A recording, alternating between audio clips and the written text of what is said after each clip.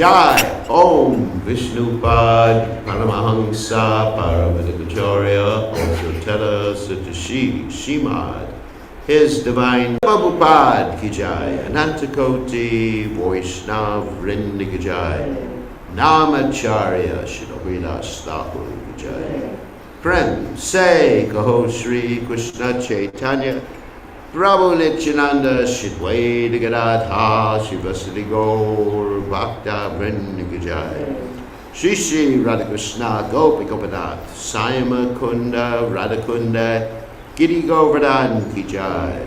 Vrindavanam Ki Jai. Mathuram Ki Jai. Jagadasami Ki Jai. Yamunamai Ki Jai. Shrimati Lasi Devi Ki Jai. Samveda Bhakta Vrinda Ki Jai. Gaur Premananda Hari Hari Bol. All glories to the assembled devotees. All glories to the assembled devotees. All glories to the assembled devotees. All glories to Shri Guru and Gauranga. Srila Prabhupada Ki Jai. Nama Om Vishnu Padaya Krishna Pristaya Budale. Shrimati Bhakti Vedanta Samaniti Namani. Namaste Saraswati Devi. Gauravani Vicharane Nirvishesha Shunyavadi Paschatya Dejatarni. So today we are reading from the Srimad Bhagavatam. What's that? So Canto 10, oh yeah, chapter 65, text 1. Okay. So this chapter is entitled Lord Balaram Visits Vrindavan. Om Namo Bhagavate Vasudevaya. Om Namo Bhagavate Vasudevaya. Om Namo Bhagavate Vasudevaya. Om Namo Bhagavate Vasudevaya. Om Namo Bhagavate Vasudevaya. Om Namo Bhagavate Vasudevaya. Shri Shri Vacha. Balabhadra Kuru Shrestha.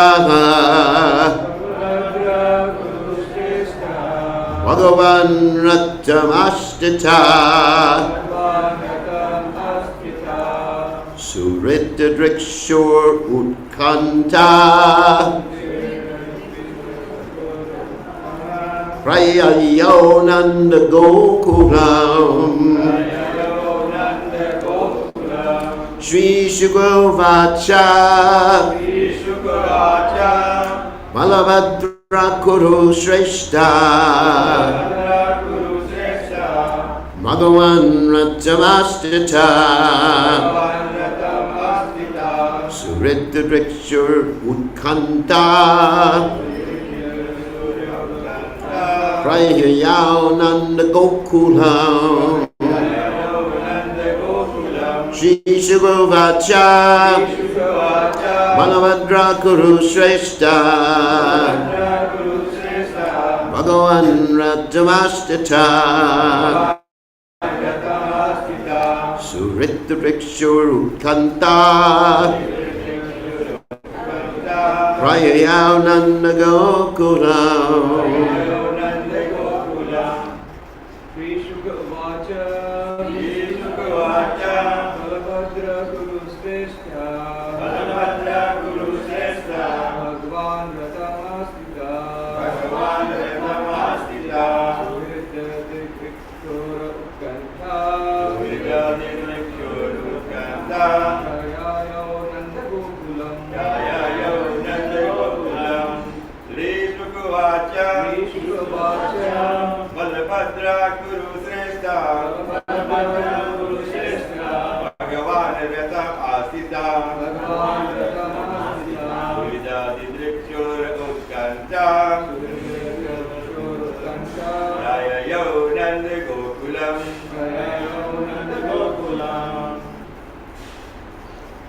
Ladies?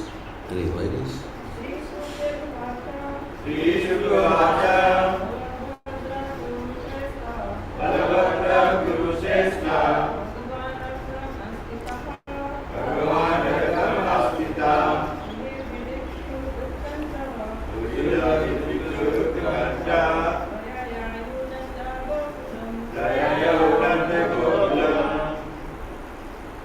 Okay.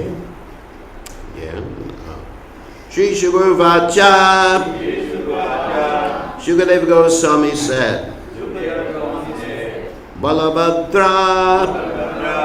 Lord Balaram, Kurushreshtha, O best of the Kurus, King Parikshit, Bhagavan, the Supreme Lord, Ratam, on his chariot, Astita, mounted, Surit, his well-wishing friends, Didrikshu, wishing to see, Utkanta, eager, Prayayao, traveled, Nanda Gokulam, to the coward village of Nanda Maharaja.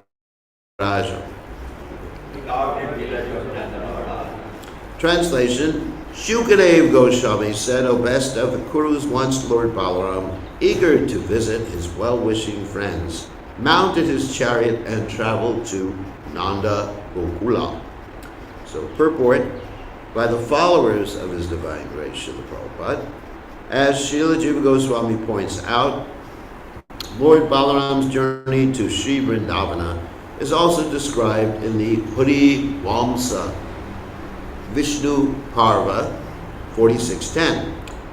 Kasya chidat kalasya smitva gopeshu sauridam jagamai ko vrajam rama krishnasya mate stita.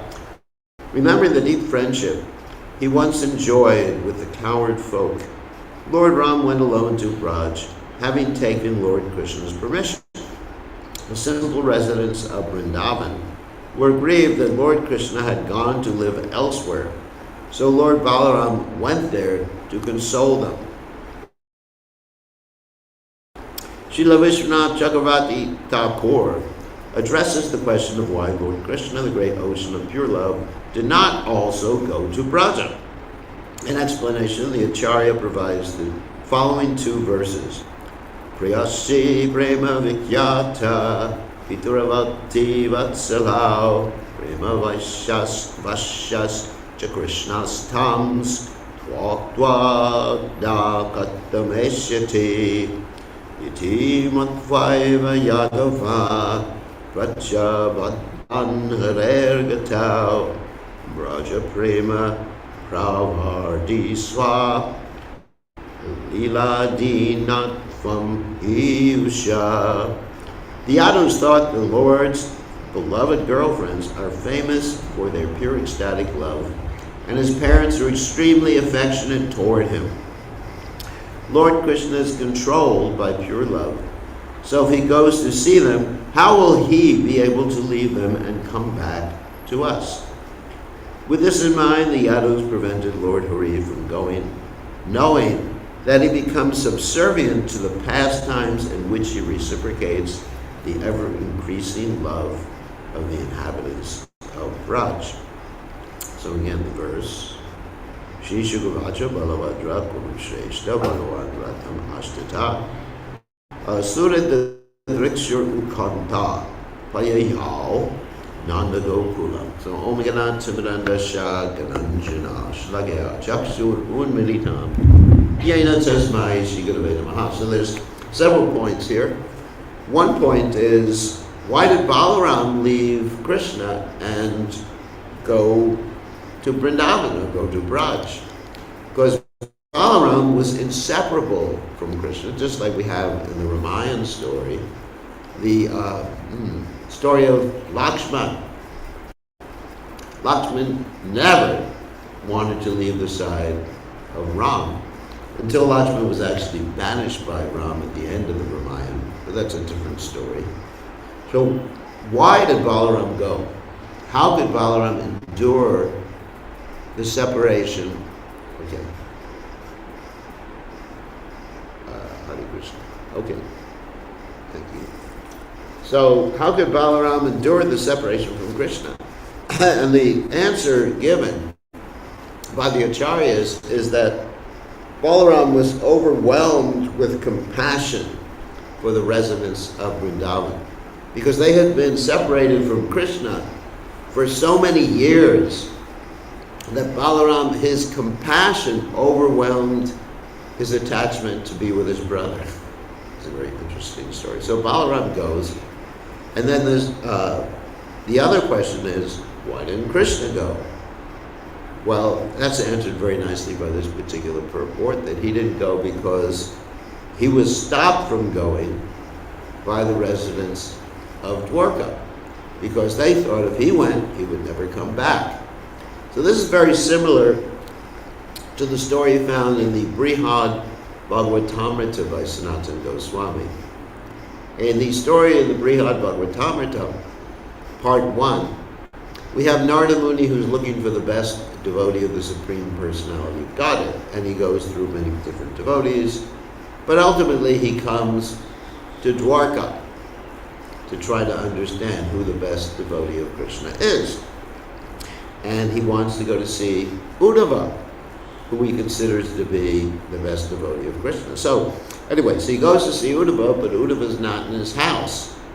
Uddhava is with Krishna in Krishna's house. And Krishna, of course Krishna has many houses in Dwarka, 16,108. And Krishna has not woken up. It's actually about 8 or 9 o'clock in the morning. Krishna's not like us, that we like to sleep till 8 or 9 o'clock in the morning. Of course, we should get up early.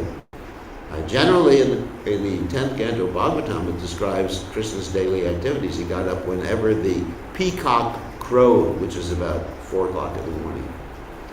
And in the old days, when we used to go to Vrindavan, they used to have peacocks there. Nowadays, it's all concrete, so no more peacocks allowed. Just angry monkeys. The angry monkeys are upset because we took all their trees and everything from them, so all they could do is attack us and steal our glasses. So, anyway, so Krishna would wake up from the sound of the peacocks, and even though he was lying comfortably in bed with his wife, Rukmini, Satyabhama, Kalindi, he would go and meditate. Actually, he did his morning program too. he had his sadhana. Of course, his sadhana, according to the Bhagavatam, was meditation on himself. Don't do that. You should meditate on Krishna by chanting his names. So, Krishna had his sadhana, but in this particular case, Krishna didn't wake up in the morning. At 8 or 9 o'clock in the morning is highly unusual. Now, he wasn't sick either. The reason he didn't wake up is he was depressed and in anxiety. I'm sure you've all experienced depression and anxiety from time to time. So Krishna experienced it, but it's all transcendental. He was depressed because he was separated from the residents of Vrindavan and in anxiety about the residents of Vrindavan. And so everybody was by his side. What's happening with Krishna? And the devotees like Uddhava and others understood that it was due to his separation from the residents of Vrindavan, just like the residents of Vrindavan experienced separation from Krishna, so Krishna experiences separation from them. And he's always thinking of them 24 hours a day. So then Krishna's wife, Satyabhama, got really upset. And she says, yeah, the problem is that not only is he always thinking of the residents of Vrindavan, but even at night when he's sleeping by my side, he's chanting their names. Now that would be pretty upsetting for a wife to have her husband chant the names of her husband's girlfriends, right? Can you imagine, someone's next to their wife and they're chanting, Susie or whatever, Pecorini or something like that. Whatever the names, I don't know names of ladies. So anyway, that'll be very upsetting. And so they were arguing like this. The reason Krishna's upset is because he's feeling this separation. And even there was Kamsa's mother, whose name was Padmavati, and she was very upset that they were thinking that Krishna should go to Vrindavan. And Padmavati makes a funny statement like saying, Krishna should not go to Vrindavan. We should just send money to pay the residents of Vrindavan off, bribe them, basically. So anyway, so there's a discussion going on back and forth. And finally, Krishna wakes up and they decide that the only remedy for Krishna to overcome his depression is to actually go to Vrindavan, but they don't want that. Just like in this particular verse, the residents of Dwarka didn't want Krishna to go to Vrindavan. And so in this story, they didn't want it either. So what are we going to do instead? Well, they thought about it, and that there is a replica of Vrindavan near Dwarka. And that's called Nava Vrindavan. It's a whole place where Vishwakarma has actually designed everything so it looks just like Vrindavan. It's on the shore of the ocean instead of on the shore of the Jamuna. And there are deities there of all the residents of Vrindavan. So they decide, okay, this is a good solution to Krishna's anxiety and Krishna's depression.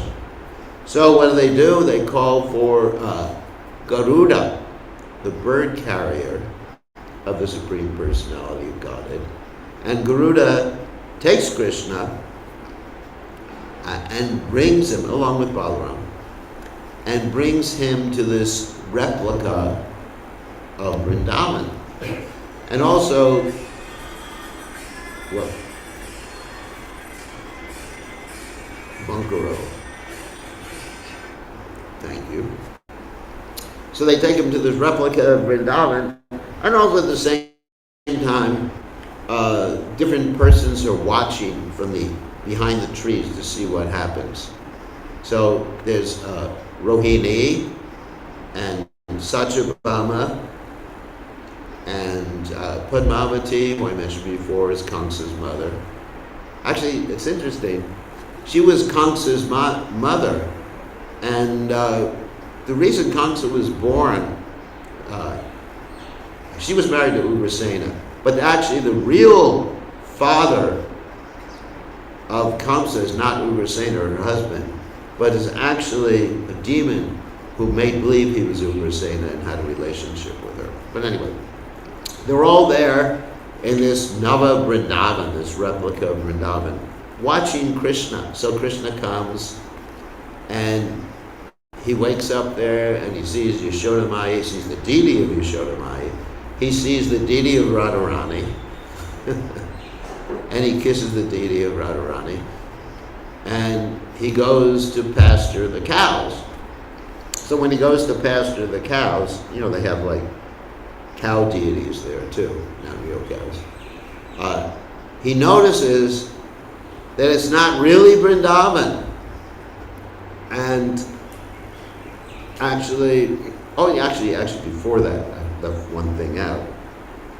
Before that, he tells Mother Yashoda that he had a strange dream the night before that he was the king of Dwarka. Which was true, but Krishna thought, my real life is Vrindavan, that was just a bad dream, that I became the king of Dwarka, because Krishna never wants to leave Vrindavan. So anyway, he gets to the shore of the ocean, which they say is the Jamuna, and then he notices Dwarka's on the other side. And he says, what's that? And then Balaram says, hey, you are the king of Dwarka. So wake up. And Krishna says, oh God, I gotta go back there. So then they take Krishna back, and he's better now. He's not so depressed. And then the question is raised in the Brihad Bhagavatamrita, why didn't Krishna actually go to Vrindavan? And Krishna answers that. Krishna says the reason he didn't actually go back to Vrindavan is that if he went back to Vrindavan, not only would he not want to leave, but the residents of Vrindavan would feel more miserable because they were waiting for him to go again. In other words, once someone has left you, right? Let's say you were married and your husband left you, to go wherever. Not for a lady, but, just left you to go around the world for 2 or 3 years. Then when he came back, you would be thinking, oh my God, he's going to do it again. So the residents of Vrindavan, Krishna didn't want to put him through more distress. But Krishna never forgets the residents of Vrindavan. In fact, he only loves or has attraction for the residents of Dwarka because they are expansions of the residents of Vrindavan. And that was brought out in the Brihad Bhagavatamrita too. When Satyabhama gets very angry because she has seen Krishna in Vrindavan and now she's jealous. Satyabhama is a very jealous wife. Rukmini is not.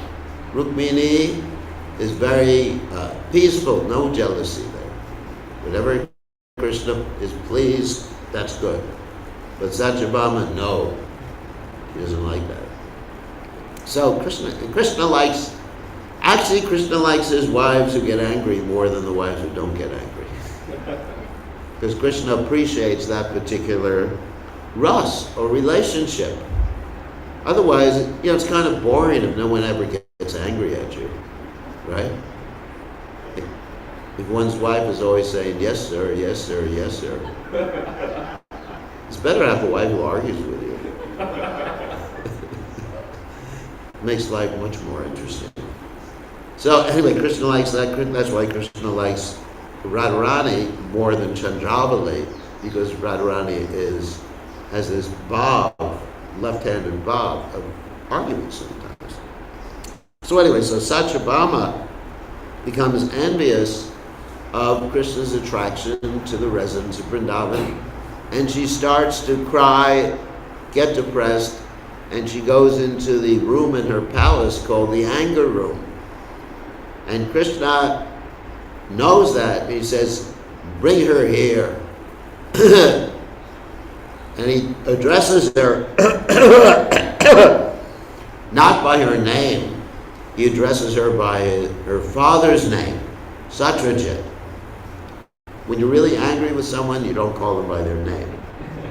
You say you, or anyway, the daughter of, whoever, isn't it? Or come, basically what you do is use the familiar you. Hey you. You should stop crying. Anyway, that's what Krishna did to her. He just called her by Satrajiti, which means the daughter of Satrajit. And he said basically Jupiter. But anyway, to her. And he said, actually, I don't love you. I only love you because you remind me of my girlfriends. Don't try that at home. That's even more dangerous. And he said, yeah, anyway, be quiet. And oh my God. And so she has to be quiet. And Krishna is there. The reason I'm telling you the story is that Krishna shows his extreme attachment for the residents of Vrindavan in this particular case. And so whatever he does, 24 hours a day, he's always thinking of the residents of Vrindavan. So here, he basically sends Balaram to pacify the residents of Vrindavan. And Balaram is telling the residents of Vrindavan that Krishna is coming back, which is a lie. And he's also having a relationship with his own group of gopis, which we'll read about later on in this particular chapter of Srimad Bhagavatam. So, keep it short. Any questions or comments? Questions, comments, arguments, issues? No? Yes? They say Krishna actually never leaves Vrindavan, and here the Dwarkadish Krishna is feeling separation is there from the residents of Vrindavan. Yeah. So like this also there in Vrindavan and here in Dwarka is feeling the Well, Krishna never leaves Vrindavan anyway, but he's there in his aprakata form, which means unmanifest. You can't see him, but you can feel his presence in Vrindavan.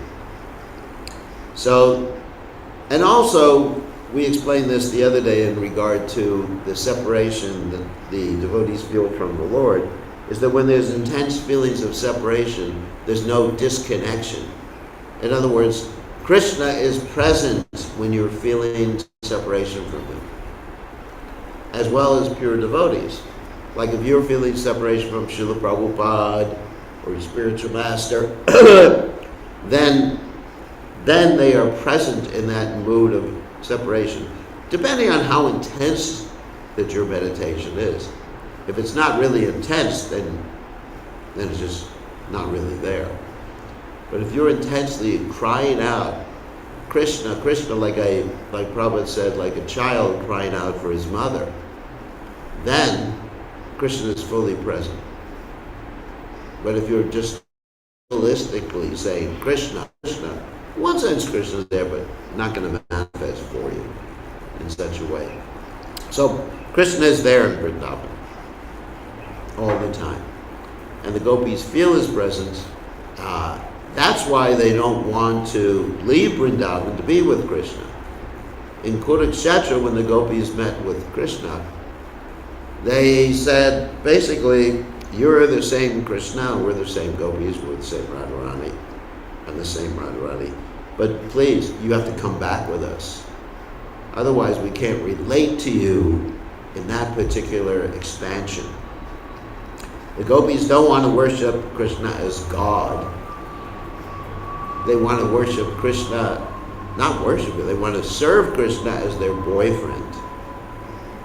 They don't want to think of Krishna as God. When Krishna manifested himself as the Chaturbhuj, four-handed form, to hide from the gopis were not interested. They simply asked the Chaturbhuj form, where is Krishna?